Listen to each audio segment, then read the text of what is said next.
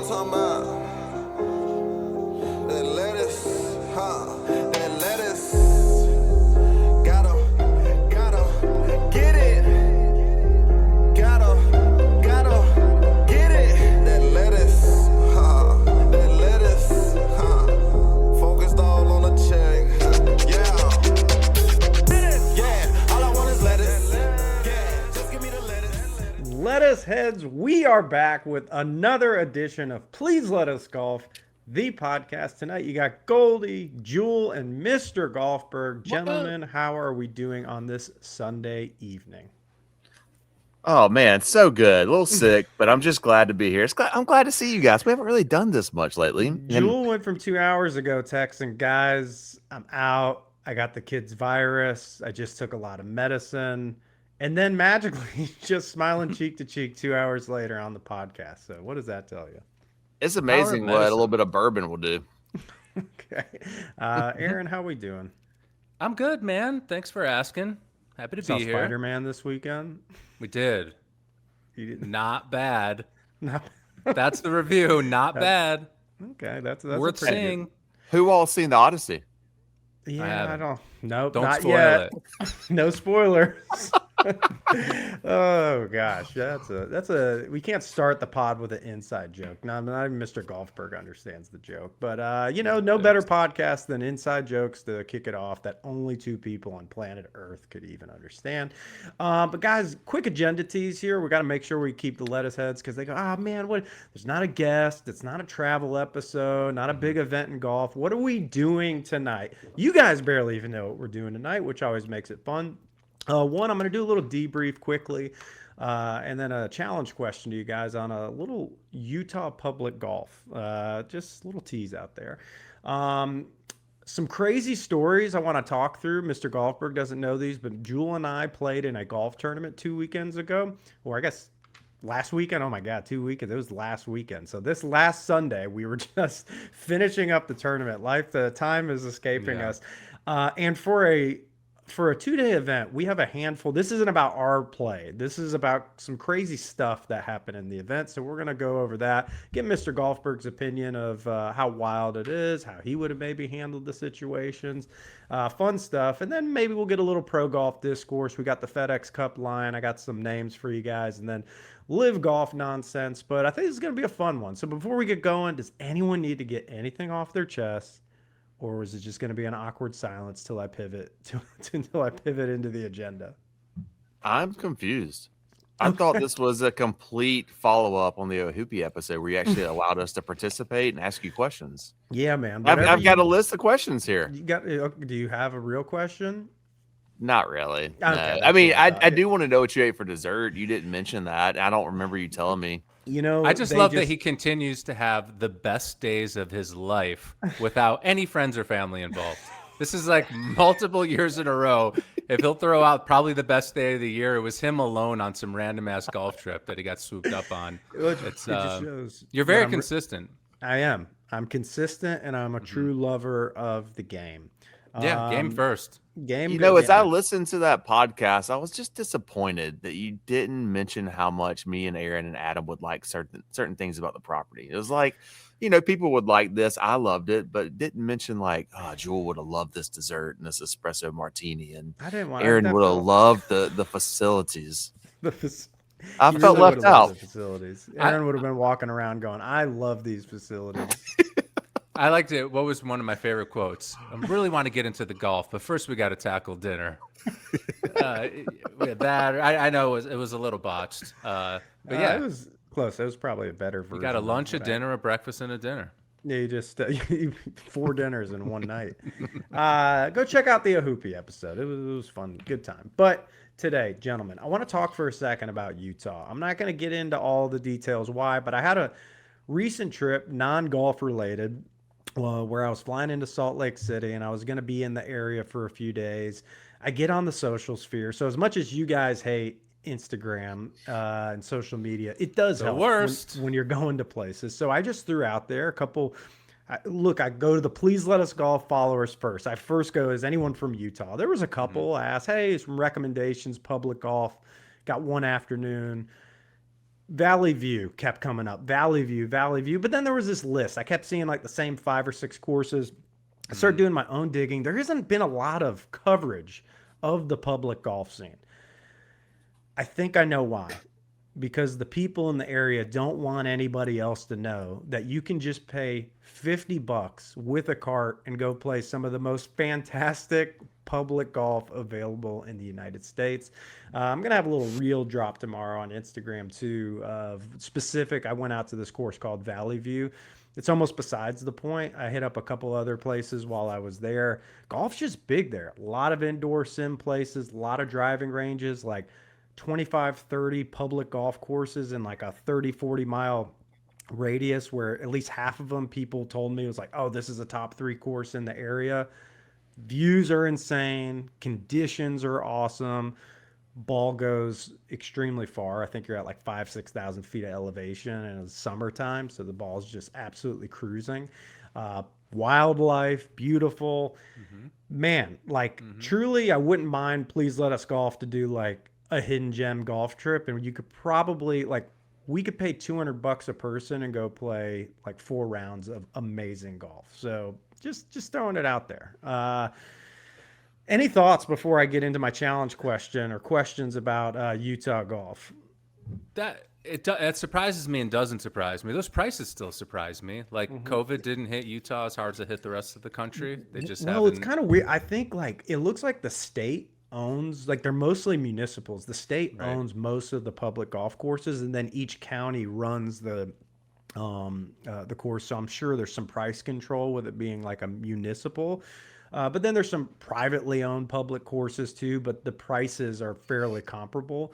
So it's pretty wild, man. Even if you go a little bit east of Salt Lake, like over the, whatever I'm going to bastardize it, the mountain range there, you head east past like Park City and all that. Some really awesome options there too. And the private golf scene's pretty elite from what I could tell, but it's like really hard to access and very high dollar private golf. Utah's crazy beautiful, like out of control beautiful. And the Mormon church is insanely loaded. Yeah. There's a ton of money in that state. So, yeah, they have awesome infrastructure. And if they got, it sounds like if they're publicly owned courses, they're just doing a good job. But it was wild, though, man. Like, it was, I mean, my round I got away, it was like late in the day on a Monday. The course was freaking packed. I sent you guys a video from the parking lot. It looked like there was a tournament going on, like a multi-day men's group kind of thing. Even when I was leaving, it was almost sunset and the place was still packed. But I was like, yeah, if I was paying $50, I'd probably be out here all the time too. I saw some body language from Mr. Golfer. Well, Mr. Country Club doesn't want all those people out there. We hate to hear that. We just don't. We hate to hear pace of play problems. Was it moving? No, pace was not bad out there at all. And I will say, quick shout out. So it was fun. I was hosted out there by the Utah 2026 Mid-Am champion Dallin Wheatley, and he won it at Valley View. And so it was cool to be able to play. He won it 6 weeks prior or whatever it was, the month prior at the course, and got to go play with them. He even teased me through the first like 8 or 9 holes that I thought we were going to have a competitive match. And then he went on a birdie barrage, but awesome dude, obviously excellent high level golfer. But yeah, it was cool. But it did lead me to a very specific question I wanted to ask you guys. Is bucket list golf overrated? And so context behind that question is, so I just went out to Utah, right?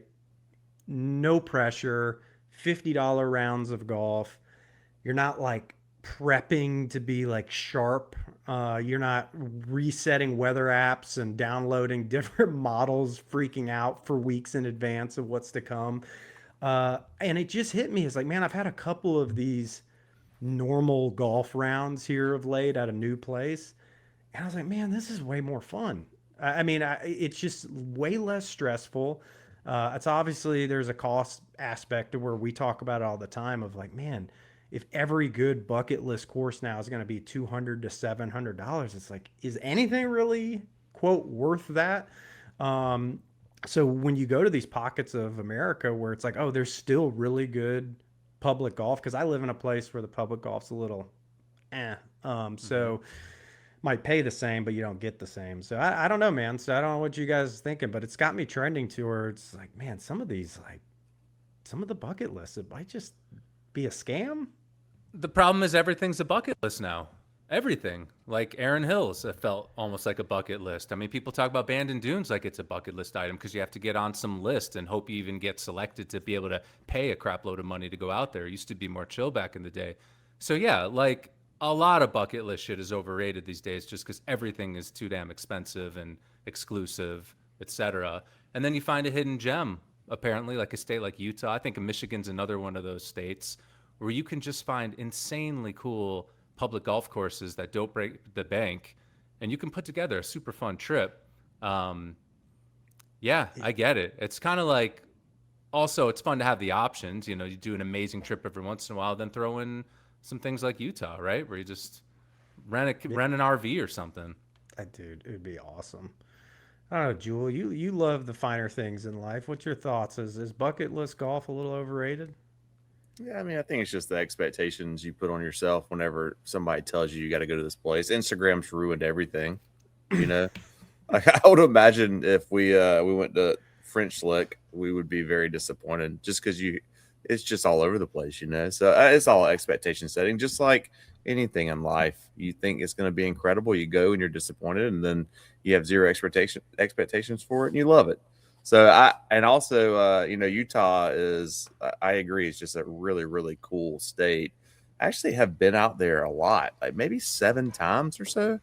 And never golfed? It's a good amount of times. Never golfed. I've skied a few times. One of my favorite distilleries outside of Kentucky, bourbon distilleries, is there. High West is in Park City. It's pretty damn tasty. Park City's fun.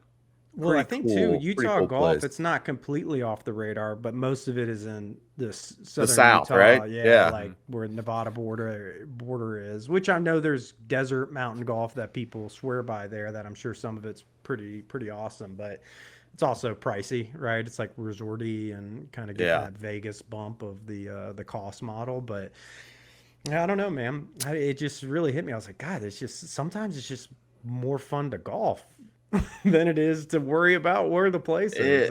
I know, man. We talk about pre-golf all the time, or we used to, and it's just that is a really fun part of a trip, but it ends up being the best, right? Yeah. Because you get there and your expectations are so high, there's just no way to meet it. And then you go to a place like Lasagna Links, and your expectations are, medium range. You get there and you're blown away.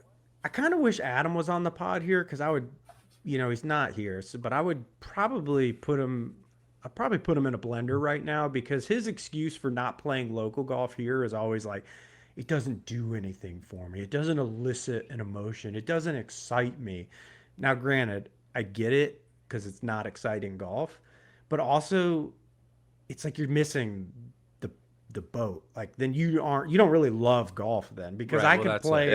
I'd rather be playing golf on dog shit than not play golf like 10 times out of 10. So I think he uses that excuse of like, it's got to be architecturally stimulating. I'm like, I don't know, man.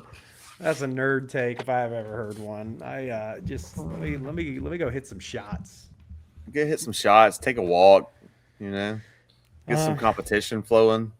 Yeah, but I think that's good. I feel like it's enough free advertising for our friends out in Utah, but really would love to get back and play some more golf there. And again, like selfishly, I hear the private scene's pretty sick, so I might have to figure out a way to check a couple of those off.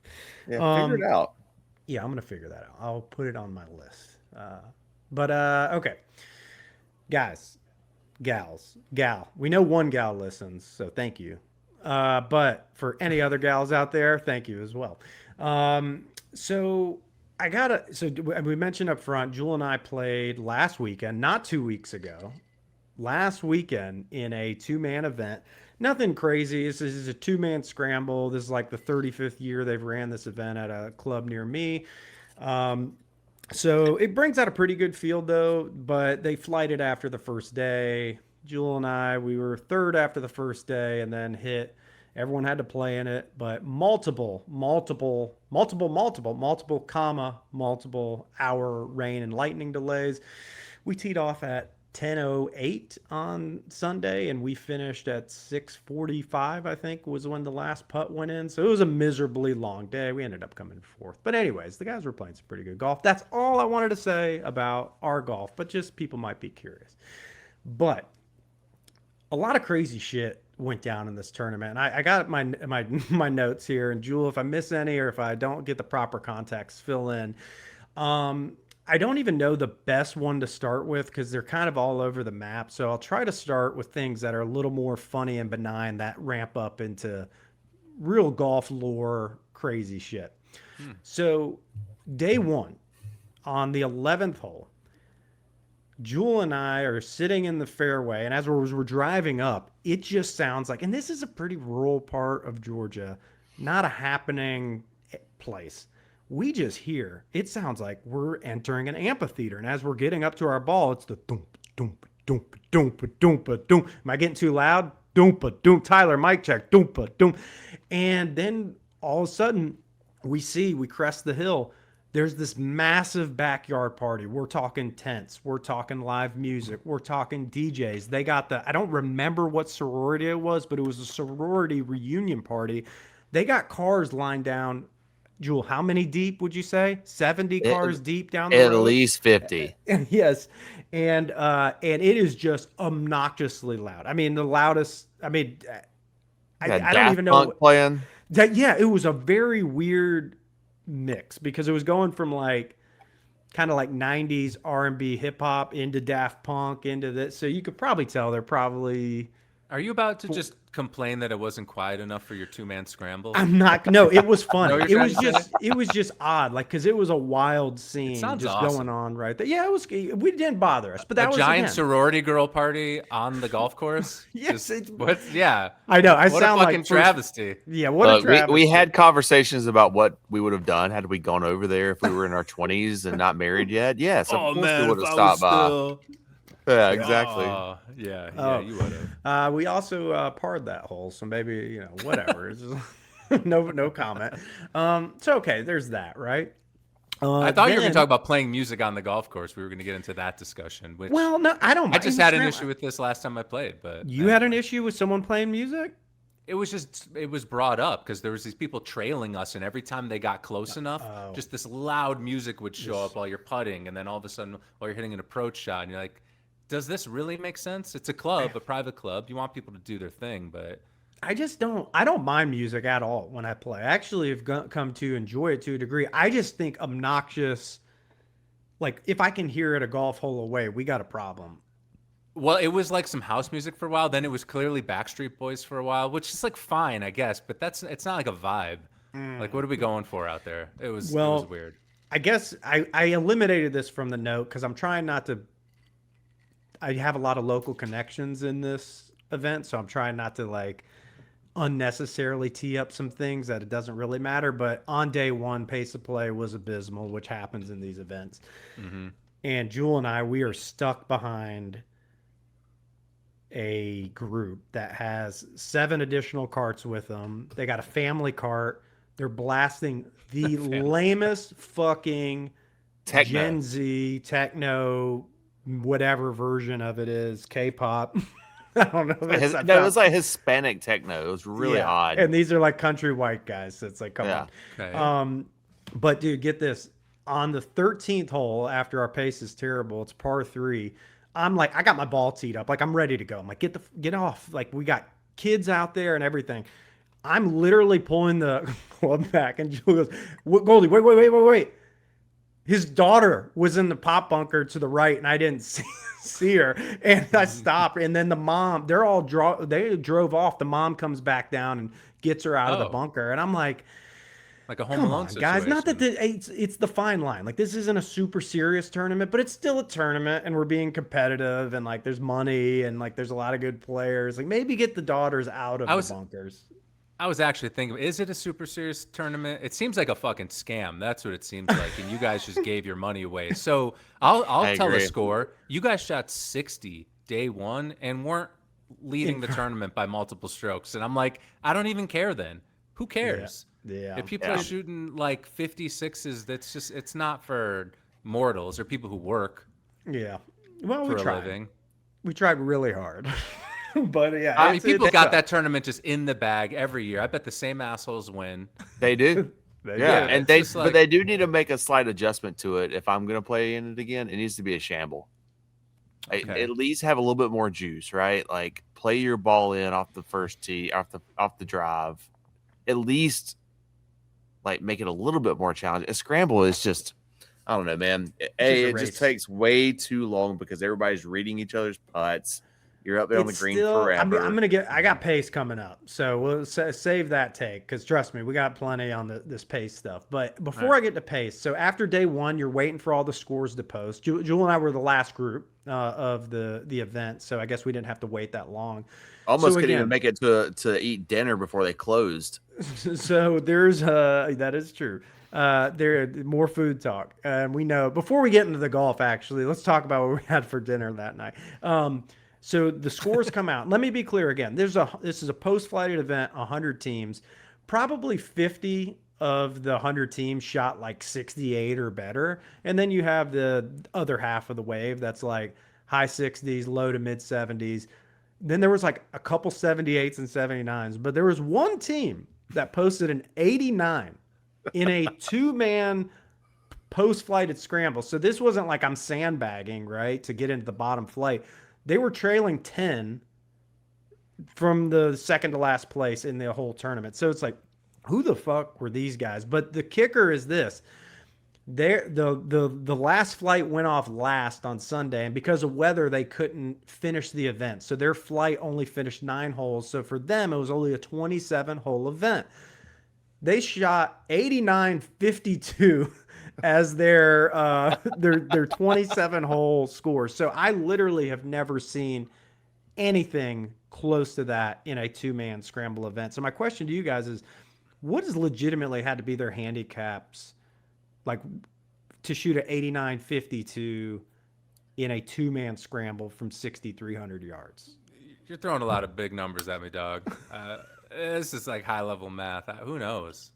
Do you know for sure that it wasn't a father-son team? Yeah, it was two dudes. Okay. All right. Well, we can just totally throw them under the bus then. Oh, so I mean, I'm thinking these guys are legit 38, 35 handicaps, right? Like it's got to be borderline like you've never golfed before. They probably don't have a handicap. Well, I know. That's what I mean. Like they probably don't, but I mean, like, what would it be? Have to be like. It would have to be 236 to 40 handicaps to shoot that. I mean, this is a two-man. Does the handicap system top at 40? Is it max at 40? I don't know. 36, we should not 40. talk about 30 and 40 handicaps on this podcast, guys. Tyler, edit all of that out. They lost in their 27-hole event. They were 24 shots out of second to last. I don't know. That just doesn't even happen. The tournament committee will take anyone's money. They feel like they had to lose a bet because like it was one of these fantasy football things or something. That'd be good. Hey, look, as long as they fix their ball marks and rake the bunkers and played with some pace, then I'm good with it. So you said play with pace. So little callback to the PGA Tour event today. No one really cares, but the final group, Hostler and Brennan. Atrocious pace of play. I mean, even I saw Colt Nose was like, we need to penalize these guys. Like this. By the way, I know who Hostler and Brennan are. Are those the brothers from Step Brothers? Yes, it's basically what it sounds like. What a joke. They teed off at that 110 and finished at 650. Yeah, it's unbelievable. So pace. Okay, so the pace setters, day 2 of our tournament, when they know weather's coming in. Teed off at 7 a.m. I pull in. I text Jule. I pull into the tournament at about 9:25. We're teeing off at 10:08 or whatever. And I don't see anyone on 12, 11, or 10. And I'm like, this is a fucking massive issue. So I go straight to the first tee because I'm that guy where our pro is. And I'm like, dude, what's going on? They're putting out on 9 at 9:32. So this is a 2-hour and 32-minute pace of a 2-man scramble as the pace setter for the whole field. He's like, I'm going over there now to warn them, to give them a shot. And I'm not beating up our pro he was like doing God's work trying to get that event in for the day, and he did go warn him, but it was like the damage is already done. And our friends of the program, the lefties that Jule and I played with day 2, they were the pace setters on day 1, and they played in 3 hours and 48 minutes in a tournament. And it's a 2-man scramble. That's how it should be. I mean, like literally, you can read every putt from every angle, but you guys are playing it in 3 or 4 shots a hole. It's not like 2 guys are looking for balls and all this shit. So I have no clue, A, how it happens, but B, it's almost like, hey, here's your band note. Like, you just can't play in these ever again. Maybe we go film the first group next year and just get a level setting. What's going on here? I mean, it's just. I guarantee no one from the tourney committee said anything to them teeing off first. Like, hey, let's make an effort to do X, Y, and Z. Like, just set the tone. If you actually give a shit. Said he told him I need you there by 9 o'clock. Well, it was like, well, by 9 o'clock, if they're still on the 7th green, that's or 7th tee box, that's a problem. And I would still say, like, hey, no guys, one respects the starter. That's the problem. It's like almost like you're like 9. I'm coming in at 9:10. Then, like, don't tell me what to do. Everyone hates the starter. It needs to be someone different. Dude, pace of play was so slow on day 1. I forgot to say, our buddies that were a few hours ahead of us, as we were waiting like 4 groups deep on every 3 or 4 holes. He was like, he texted me, he's like, hey, dude, I hate to break it to you, because we were on like 3, and I was like, there's 4 groups on 3. He was like, well, we're at 9, and the group, we're on 9 green, and the group ahead of us just went inside to sit down and have lunch, and there's 3 groups on the 10 tee box. So he's like, sorry, everyone's just stopping for 45 minutes to eat lunch in the middle of the tournament. I'm like, what are we doing here? Oh, Japanese style. Yes. They had a sauna after that. Yeah, it was a sauna outside. So. You guys are so cultured in Georgia. Yeah, that's right. Well, and I do want to save the ruling controversy for last, because I think it might be a little complex to explain. But the funny one, the icing on the cake here, during our second lightning delay, I won't say names, but local cheaters. At least one is a local cheater, and one's friends with him, and I'm not quite sure why. This guy's been banned from like every men's group. Okay, mid-30s, always just the most overt cheating you've ever seen. Like, to get banned from every group is really hard to do. Like, especially ball down the bottom of the pants, dude. Anything you could think of, just no ethics whatsoever. And again, we're coming from a pretty gray ethical area anyways, but he is on the complete outer bounds, multiple standard deviations away. So anyways, we're at the hour and 45-minute mark of the second lightning delay. And all of a sudden, on the 18th hole, we see 2 guys putting out. Just 2 guys. And they shaking hands. and we're like, we tell Rich. They shook hands? Like, yeah, we're like, what's going on? And so then we see who it is as they're driving up. And we're like, you got to be fucking kidding me. So anyways, Rich, he communicates back to us, the pro. He goes up to him and he asks him, and Rich has an Australian accent. He's like, hey, mates, what you doing? And he's like, they're like, well, we just didn't want to wait around, so we finished up. And he's like, hey, the tournament is stopped. Like, everybody is here. And they were like, well, we thought people were still playing through. He does the 360, looks around. He goes, who is playing? He said, the whole event is in the clubhouse. It's a lightning delay. Everyone's in there. So they took it upon themselves to play the final 8 holes of the back 9 during the lightning delay without any playing competitors. And they what literally was their score during those 8? So that we can. I can't get the info. I just have not been provided it. So maybe this pod will get popular enough to where we can get it. But they were flabbergasted, and he said, look, like, at a minimum, you're disqualified because you can't attest. No one can attest the score. Like, it is a tournament. You need a scorer and somebody to attest it. You can't attest your own score. And I can't let you go back playing because now you've played the holes. Like, you've seen them. Like, it's an unfair competitive advantage. So they leave storming. They got another DNF. And it's so funny. I went back and like 2 of the last 3 tournaments this guy's been in, he's had a DQ or DNF. I'm like, how are you getting disqualified from the 2-man scramble? And I was like, this is a new one for me. But man, it's so funny because then as you went on and people heard about the story, before Jule doesn't know this guy. He's not from here. 3 different times. You'll never guess what happened. When they said what happened, they're like, let me guess, it was so-and-so. And there's like, yep, that's him. That's just absolute lunacy. So, I don't know, Mr. Golfer, could you spin it in any way that they were not doing anything bad?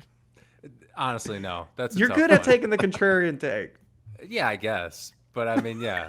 I don't have much here. Dude, when we were there for an hour and 45 minutes and you look out and you just see them finishing You can't leave. So they left the other twosome they were playing with too. The other twosome came in. Yeah, because if they drag that twosome along, maybe you could justify it. But if they drop those guys, it's a tournament. You can't. Yeah. Okay, let me ask you that. I still feel like they should be DQ'd because the tournament was suspended. Everybody's carts got the thing returned immediately. Tournament suspended.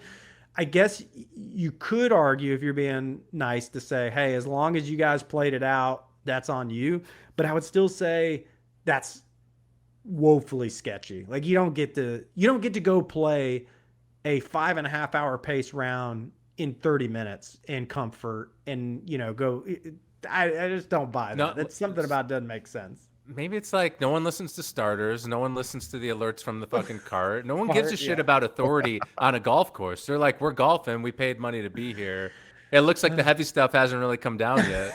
Yeah. Let's just keep this rolling. The most lightning strikes per capita that I've ever seen in my life. But so I hope it was worth it. That's funny. Yeah, it was a good one. It definitely, after being pretty depressed on property, vibes were low. That made for a good amount of laughs. But a better story would be they went like 7 under in that 8-hole stretch. Yeah, that's right. I should have just lied and said, yeah, they turned in the card. It was 7 under through something like that. But and then just sue the hole in one. Yeah, knowing him. Oh yeah, I just got hot. We were 14 under through those final 7 holes. He would turn it in and sign it. He 100%. He would say, yeah, it's no problem. But all right, the last one, I debated how to teeing this up on the pod, but I feel like it's more of just an interesting question, but it's really easy when you see it, but it might be a little difficult with words. I almost went out to like the course to recreate it. So as I'm talking about this, you can see it. But in a nutshell, it's a 2-man scramble. So the rules are most every 2-man scramble you play is you get 1 club length from where the ball sits. Okay. So, and it's supposed to stay in its, if you're in the rough though, it stays in the rough, fairway, and it's a condition, but you get a club length. So Jule and I got into a little bit of trouble on the back 9 of day 1, and we hit one that went left of a cart path. And it's one of these ones where it's a, what's the word I'm looking for? A dried out area, not a native area, but hard pan. So the hard pan kind of sits below the surface of the path, but just left of that is a hazard line. So we got about a foot to the hazard and about 6-9 inches to the cart path. So when you put a tee down, if we played the shot from right there, we would be getting cart path relief because the cart path was in our swing. This is where it gets complicated because in the rule, I can drop anywhere. So anywhere I choose to drop, I'm going to get cart path relief. And so we told the guys, hey guys, I'm going to keep getting cart path relief on the basis of where I drop until my drop is on the other side of the cart path. Because how it goes is you're eventually going to get to a point where your only drop is the hazard. The hazard comes backwards on you, how the angle works. And I was like, so guys, we can go through this procedure. It'll take about 4 drops, but I'm going to keep taking the drop to where the answer is going to be I'm on the other side of the cart path. The issue with that is the other side of the cart path was very plush, nice grass with a good angle versus where we were, which was shitty hard pan. Mm-hmm. And anyways, they were like, well, why don't we play 2 and see what the ruling is? And I was like, you know what? Ethically, I just feel better. Let's just play the hard pan shot. We had to punch out and save a par the hard way. This is the problem because the guy in my group was like, well, the ball has to stay in its same condition, right? You can't drop it from hard pan to rough or rough to fairway. I said, true, but I'm not doing that. I'm dropping it because I'm taking cart path relief, and I'm keep taking cart path relief until the by the rule, my cart path area of relief, no closer to the hole, is on that side of the cart path. So anyways, their minds were melting. I think one of the guys was like, I don't give a shit, whatever you do it. But I didn't feel comfortable because they didn't, they clearly were like, you're violating a rule. So I was like, Jule, let's not do it. So the next day I asked the pro on the first tee and I give him the scenario, and I love Rich, but it's so funny. He goes, not gonna lie, I don't know the answer to that one. And I said, you're the pro, you're the tournament director. Like, it's your call. So, and he was like, if you called me, I would say you take cart path relief and you follow cart path procedure. And he's like, but you would eventually get to the hazard. And I said, exactly. So what would I do at that point? He's like, well, you can't drop in a hazard. I said, so where can you drop? He said, you'd have to drop on the other side of the cart path. And I was like, so fuck, we could have, and I mean, one shot mattered a lot. That was the difference between second place and not. So, so anyways, Aaron, ethical dilemma, weird stuff with a scramble because it's a club length. But did any of this make sense? And B, did we or did we not do the right thing?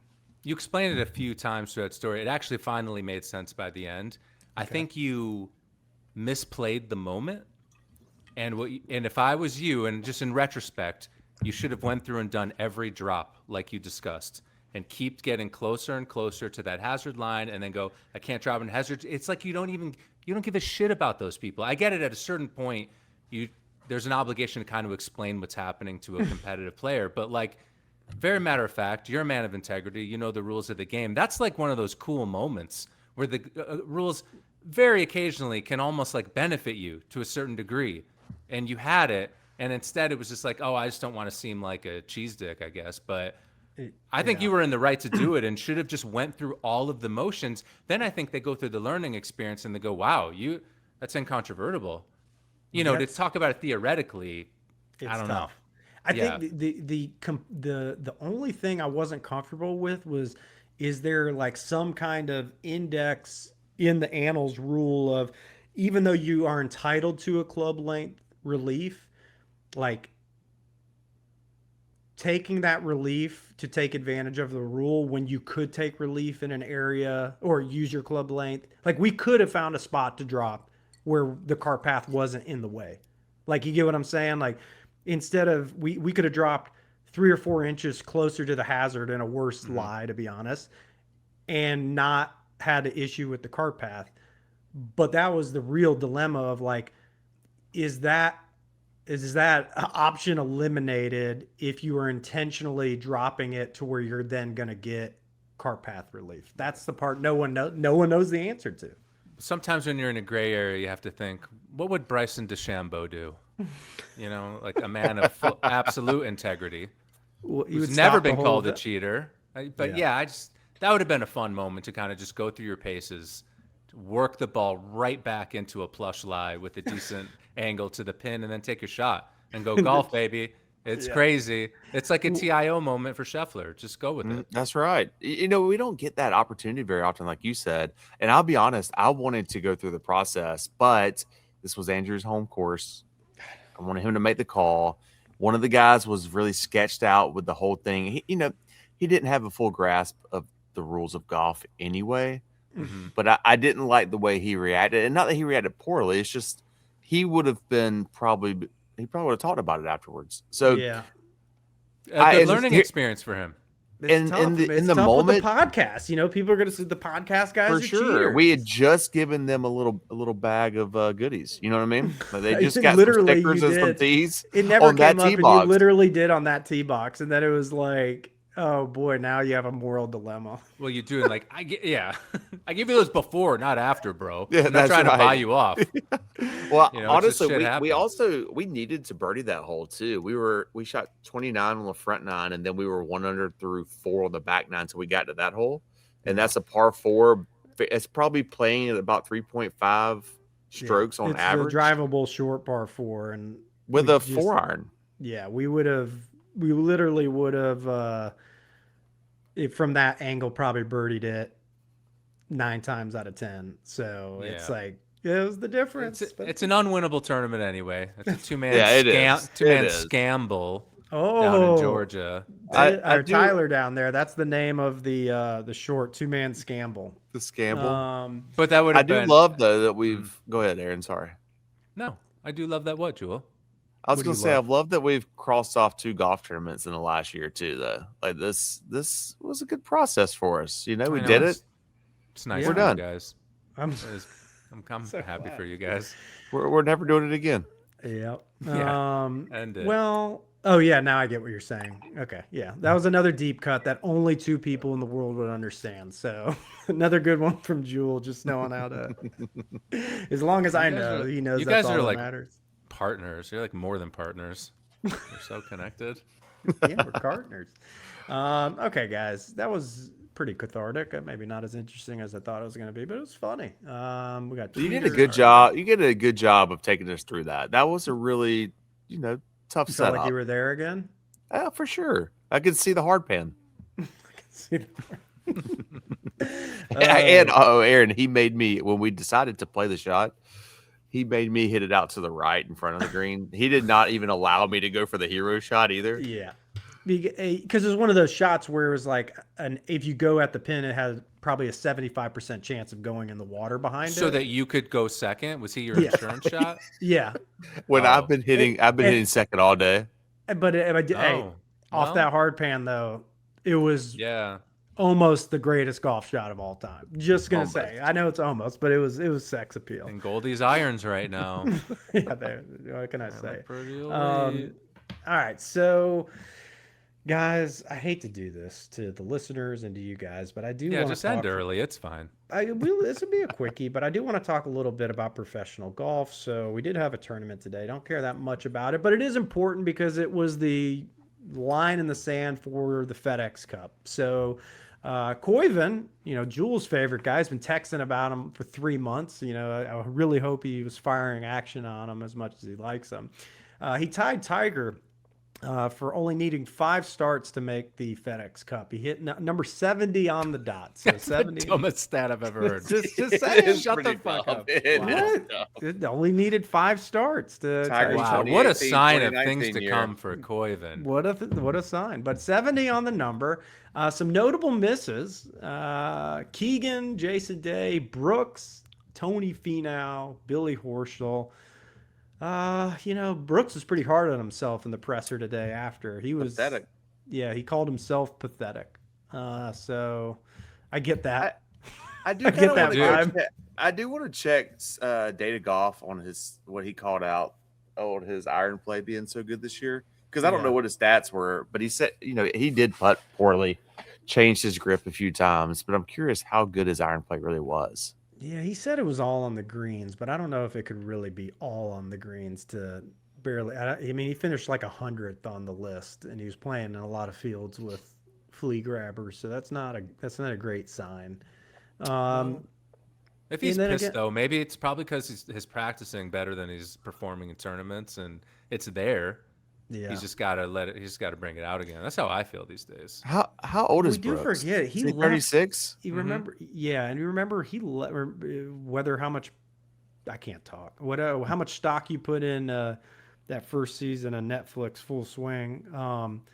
When he was open about going to live, like a part of it was like he was like, I lost my game, and I just didn't think I was going to be that competitive anymore. And it's like, well, he had a little resurgence early on, but then now the last couple of years, like he's not been good again. So I mean, I want him to be, but we might be in one of these Jordan Spieth modes that in 10 years we're like, oh, Brooksy's coming, he's on a leaderboard, and then it's just perpetual averageness. So that perpetual averageness, that could be a shirt. It could be a good shirt. Guess who finished first in the FedEx Cup? It's over already. I mean, for the end of the season. The season's over. Now we're going to the playoffs. So for the regular season, who finished first? Man. Cam Young. No. It's the Scotty? answer. Always the answer. Oh, Scott. Scotty. It's crazy. It's That down is here. wild. What did he win? Still- 2 tournaments this year? He only won, but he's got 11 top 10s. This goes back into my issue with, I think 3 of those top 10s would have been miscuts if he wasn't playing in fake no cut events. Yeah. But so it's kind of a first place in name only, but it still just shows how good he is. You know what's fun about golf? How they do they front load the season with everything that matters, and then they do the playoffs at the end on tournaments you don't even care about. Oh, it's the inverse. That's the whole problem with. Can't do that tonight, but that's the whole problem with the model. That's my point. It goes like a little tease and then really hot, and then slowly gets worse and worse and worse and worse and worse. We should do a social clip of me saying that Scotty was going to win 10 tournaments this year after he won beginning of the year. Yes, that's great. So a couple, I'm just not going to go down the whole leaderboard, but most of these names kind of make sense that they're up there because you've seen them on leaderboards this year. But Matt Fitzpatrick, Cameron Young, Wyndham Clark, Chris Goddard. Those make sense. You got the Sam Burns, but then you get into this run of like Tommy Fleetwood, Ludwig, Xander, Oshke, Russell Henley, and I'm like, you kind of feel like, man, none of these guys really did anything, and it goes back to like, this system sucks. It's like, what is the point? And even 70 making this event, I hope whatever they do in the future, it's much more representative of actually kind of like who did something in the season. Yeah. It's just, not just the guys that get invited to every tournament, Well, hopefully moving forward, I mean, with the new rules, that's not supposed to happen at all. You're either just in it or you're not. We got one more year to slog through and then we're good. But you know who was 12th? Rory McIlroy, with only playing 11 PGA Tour sanctioned events. Nobody else. There's, the only other person with 11 that made it is Koiven, and is 5, and then Alex Fitzpatrick was 11 because he didn't get tour status until halfway through the season. So Rory really did say, "No, I'm good. I'm just not going to play any PGA Tour events," because you think 4 of them are majors, are sanctioned. 1 is the Players. So you really only played in 6 non-major events, whereas most of the other guys played in 10 to 17 of them. If he wins the Masters every year, then it works. That's he'll win the Masters, then he'll go to Wimbledon, and you won't hear from him much. And God, oh man, Justin Rose, 23rd. That's what I'm saying. Like some of these guys, it's like, did they even do anything? Man, somebody's got to release a documentary on Rose switching irons. This is the second time, and it's just completely fallen off. I think he's just obsessed with cash, dude. I think you can buy him for anything. That's what sucks. He will work harder than anyone, but he just loves cash. He will say anything, put anything on him. He will play with that. Maybe he's that confident of like, Aaron, remember you used to say that, like... I'll make anything work. Well, you were just I'll take cash for literally anything. You're like, I don't need to know the lofts of these wedges. I make them do what I want. The bounce. I create the bounce. No, let's go with the lofts. Like, he didn't care what the loft was. You created the bounce. You know what Ryan Gerard, our buddy. JP the caddy is his caddy. He's finished 16th. So he's nice. Looking pretty good to make the final 30. And then we'll get JP on and we'll just ask him about everything. The majors. What else? The minors. The minors. Never going back to East Lake again. But yeah, man, all good stuff. But I guess. Yeah, and the only other guys, I don't have the energy to do a live golf thing. I already went on a rant earlier this week, but I do feel like we should at least tee up for a later episode of Live Golf News. Broke. Scott O'Neill, CEO, does the cringiest presser where he's like, "We're good. We secured a bag. We have an investor. Can't tell you who it is. Can't give you any details. Can't tell you how much it is. But we're good." And this came at a time when lots of reports, massive layoffs. They canceled their team final event. There's been other events that have been canceled throughout the year. Financial solvency issues, no money for certain purses. They can't pay out some of the guaranteed contract money that's lingering. So apparently this one suitor is going to fix all, which I went on my rant of like, even if you love Live, that should make you even more furious because it's fucking a total load of bullshit. It's like corporate speak 101 meets nonsense. So I don't know. Yeah, it's a weird one to continue to beat your chest on, but it just mathematically doesn't make any sense. And whoever these investors are, there's no way someone could be actually considering hundreds of millions of dollars without guarantees of names, because they can't get any. Nobody else is coming to live. It's not, they have no money. The only reason why people came to live was because of money. There's no money. Yeah, dude. I feel like I'm a political commentator right now. You're There's not no wrong. money. They came to live because there's money. There's no money. There's not going to be money. Yeah. It's almost like they're lying, or like to stay in the headlines, or almost using this shit to like court people, or maybe get some shadow investor slightly nervous that maybe they are doing a deal. Yeah. It's absolute bullshit. This is like a Ponzi scheme.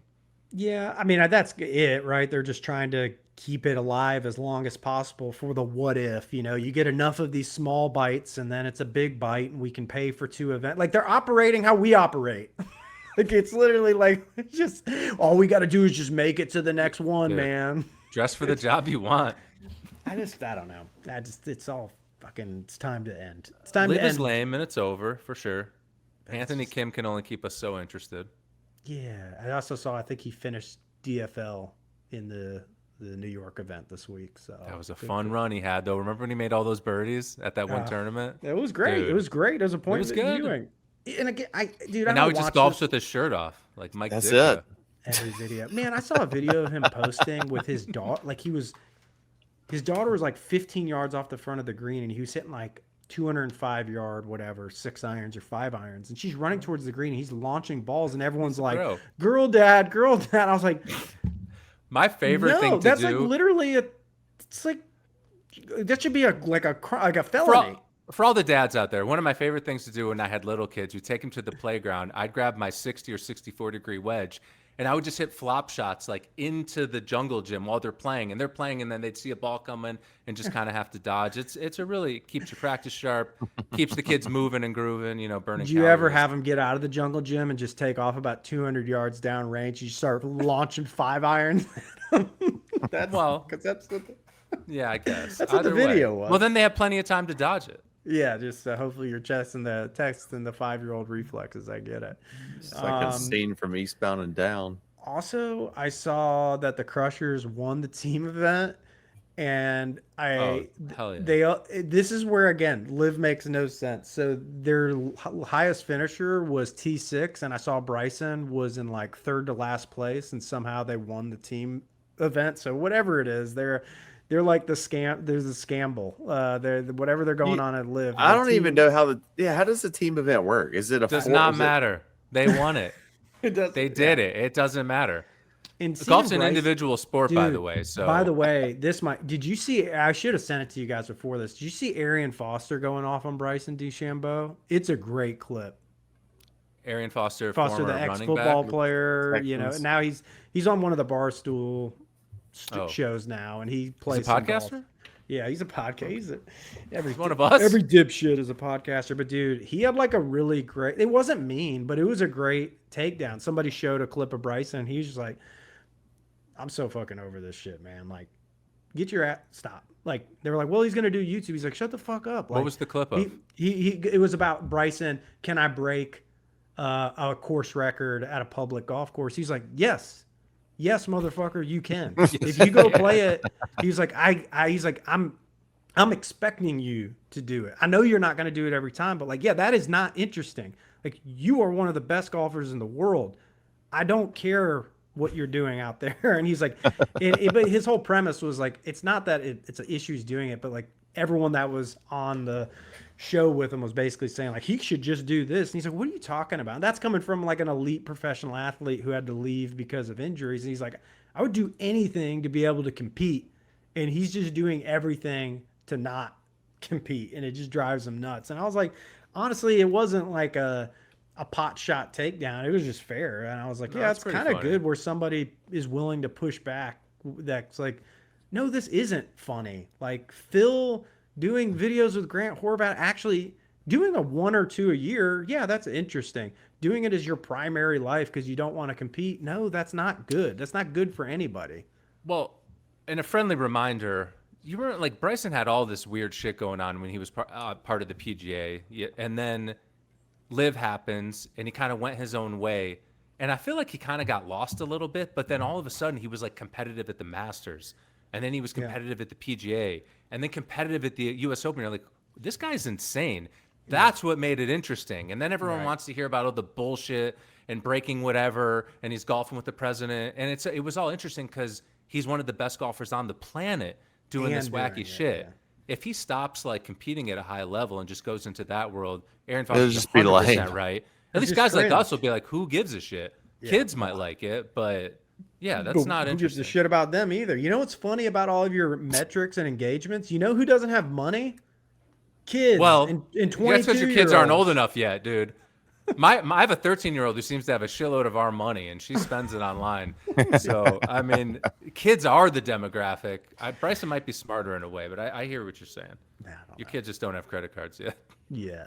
All right. Well, cool. That was fun, guys. Jule, you know, I feel bad. You know, I know you're under the weather. I don't feel bad for either of you guys. You never make bogeys. I don't get it. They send these scorecards. You know why? Why? Scott Fawcett told me, don't make them. I said, yes, bogeys sir. Are lame. Bogeys are lame, dude. Yeah, we have a concept to run by you offline about bogeys. Just to see if you're okay with it, really. For me, you got a concept to run by me offline. I can't wait. Yeah. Don't know. All right. Well, sorry, podcast guys. We got to go. They got an important topic they need to run by me offline, and I'm really actually excited about this. All right. Well, I'm good. You guys good? That's what I just said. Let's go. Yeah. Let's go. All right. Let us. This was great. Top 3 episode ever. Liv doesn't have money. Scrambles are out there. Be careful on the scambles. Utah is great for public golf. Yeah, if you live in Georgia, anywhere you go is going to seem amazing, especially Utah. Agreed. Sorority girls are a huge distraction on the golf course. Stay away. Yeah. We're trying to Nobody golf do here. that. Yeah, no, we don't like it. We don't like. Can't believe there's. No, I wasn't gonna. I'm glad I cut myself off there. All right, lettuce heads. We will see you next week, and most importantly, stay plugged. Peace. Peace Go out. see the Odyssey And Spider-Man.